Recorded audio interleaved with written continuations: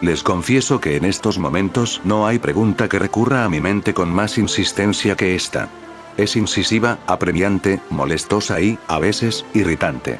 No porque mi conciencia esté atada a una visión política en particular, sino porque en lo profundo de mi corazón me interesa agradar a Dios en todo lo que hago, aun cuando en ocasiones falle miserablemente en conseguirlo.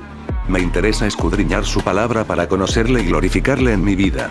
Si esto no fuese apremiante para mí, simplemente cerraba los ojos y votaba por el que me dijeran, o por el que me agradara más, o por el que tuviera más cosas afines conmigo y me quitaba esta molestosa e irritante mosca mental que ronda mi vida en estos días. Pero no puedo. No me deja tranquilo. Entonces, ¿qué hago? Pues como todo buen cristiano voy a la palabra de Dios en búsqueda de dirección. Lámpara es a mis pies tu palabra y lumbrera a mi camino. Salmo 119, 105. Pero me topo con un problemón gigante. Ni Isaías, ni Jeremías, ni Miqueas, ni Daniel, ni Juan, ni Pablo, ni Pedro, ni Jesús mencionan a ninguno de los candidatos en la papeleta. Entonces se pone la cosa difícil. Busco y escudriño un poco más y me percato que Dios, en el establecimiento del reino por medio de Jesús, en esta etapa temporal, entre lo otorgado y lo que está por venir, ha comunicado unas características que identifican a aquellos que dicen ser discípulos y o miembros de dicho reino. Bienaventurados los pobres de espíritu, los que lloran, los humildes, los que tienen hambre y sed de justicia, bienaventurados los misericordiosos, los de limpio corazón, los pacificadores, los perseguidos y calumniados por causa de la justicia. Mateo 5, 3, 10. Reflejando estas características en sus vidas y en sus acciones, los discípulos o miembros del reino de Dios serán sal y luz de la tierra. Mateo 5, 13. Ahora bien, ¿cómo estas características deben influir al momento en que me meto en la caseta de votación y pongo la papeleta al frente y veo todos esos emblemas de partidos y nombres? Me sigo confundiendo. Ser sal y ser luz de la tierra dentro de la caseta de votación significa que debo buscar cuál de los candidatos tiene una tarjeta de miembro de tal o más cual iglesia. Significa que tengo que conocer el credo de fe que confiesa o niega. Significa que tengo que conocer qué piensa sobre la existencia de Dios y cómo se creó el universo. Significa que todo el que gobierne este pueblo tiene que ser cristiano o si no, no está capacitado para gobernar.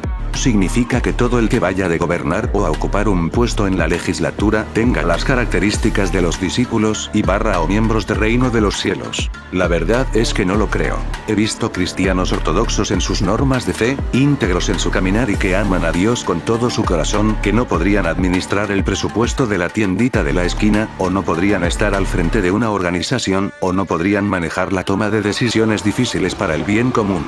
Ahí tengo que correr al gabinete y buscarme una cosa de esas que quita el dolor de cabeza. No me rindo.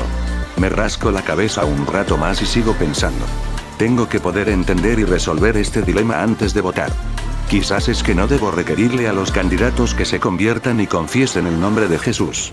Quizás es que lo que debo buscar es que recojan conmigo en vez de que desparramen. Que aunque no sean parte del reino, no trabajen para destruir sus valores y sus principios. Pero en este dilema me encuentro con otra contrariedad. No existe un candidato, ni aún uno, que en su totalidad defienda los valores del reino, o como hemos venido diciendo, recoja en todo momento con el reino en vez de desparramar. Me parece más a que con una mano recogen y con otra desparraman. A que con la misma boca que en ocasiones expresan valores que me parecen acorde con el reino, con esa misma boca un segundo después lo destruyen. Más aún, con sus labios honran los valores del reino, pero sus acciones están lejos de él. Este dolor de cabeza se torna en migraña en un abrir y cerrar de ojos. No quiero pensar tanto. Simplemente quiero actuar y tomar esta decisión para calmar esta cosa que me molesta tanto. Pero no puedo, eso que llamamos conciencia no me lo permite. Es que no puedo concebir cómo podemos catalogar a candidatos específicos como dignos del voto cristiano, como si el voto pudiese convertirse a Cristo. Me parece que nos embarcamos en aguas muy peligrosas, que Jesús no quiso embarcarse en ellas al requerirnos que como parte del reino tomemos partido con uno o con otro candidato político. Apoyemos a uno o a otro. No creo que hagamos mucho en preguntarnos cómo votaría Cristo, pues confieso que si le hiciéramos la pregunta a Jesús, lo más probable es que nos contestaría con una de sus sabias preguntas devolviéndonos la pelotita. Más peligroso encuentro aún cuando los pastores y líderes eclesiásticos entran al juego político apoyando a tal o más cual candidato.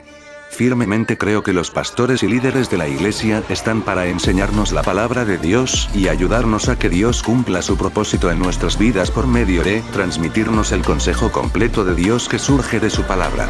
No para indicarnos, y ni siquiera sugerirnos, por quién ejercer nuestro voto. Cada vez que la iglesia y sus pastores, como institución, han rebasado esa línea, el costo para el reino ha sido incalculable. La iglesia pierde más cuando endosa candidatos políticos. Si hay algo que creo que podemos discernir de las escrituras es que eso no se hace. Hermanos, la separación de iglesia y Estado ha beneficiado más a la iglesia en la historia política de Occidente. Esa línea nunca debemos considerar cruzarla, y si pecamos de algo debemos pecar en lo conservador en cuanto a esto, pues una vez se cruza es muy difícil retroceder. No obstante, pienso que Dios requiere de nosotros a que vivamos en este mundo pero no seamos del mundo. Ejercer nuestras funciones civiles, incluyendo el voto, guiados por los principios del reino de los cielos. Aunque pueden existir dos reinos, el de los cielos, Mateo 5, y el civil, Romanos 13. El dueño y señor de ambos es Dios. En ambos, tengo que vivir los principios del reino, pero no puedo exigirle a los que forman parte del reino civil que se comporten según los principios del reino celestial. Mi función es llamarlos a cuenta y exigir que reconozcan que su autoridad no proviene de ellos sino de Dios, y que en algún momento le rendirán cuentas a alguien mayor que el pueblo sobre sus funciones. Por consiguiente, que cumplan con la justicia y la verdad al momento de ejercer el poder de la espada. Que no atropellen al pobre y menesteroso.